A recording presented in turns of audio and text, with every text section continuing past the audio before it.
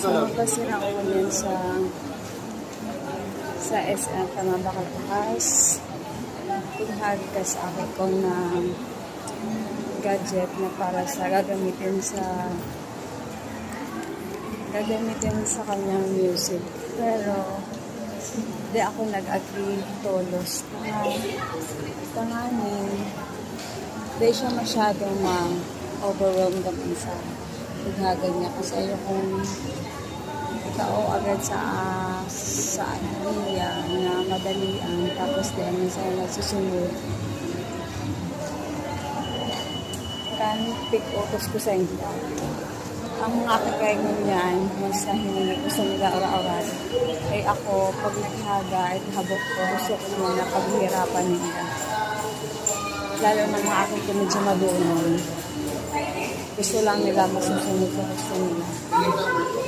So, di ba magkakamot na yung ID? Okay, ako na nga. Kanina dito siya oh. So, sorry. Kaya, pero mahiling lang ako dahil mahiling muna ako dahil kung makabakal immediately kung baka siyang magawin na quality kasi kailangan na atang pataas na gigabyte dun sa storage kasi pag music ang ginagamit mo sa tablet, kailangan mataas ang gigabyte. Let's see. So, rigli ko mahiling sa brown ng kasi matibay ang Xiaomi.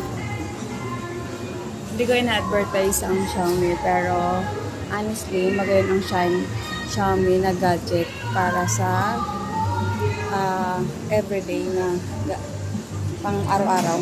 Let's okay. Ganyan na. 1-year warranty po yung tablet and 7 days po ang replacement. Ingatan lang, wala muna pong any physical damage. And service center po muna unang pupunta kapag may problem sa unit.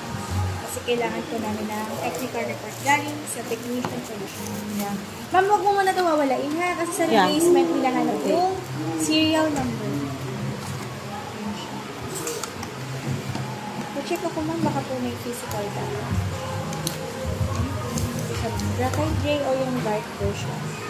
Pa-check mo lang. Baka po may discuss. Kita naman na yun. Okay.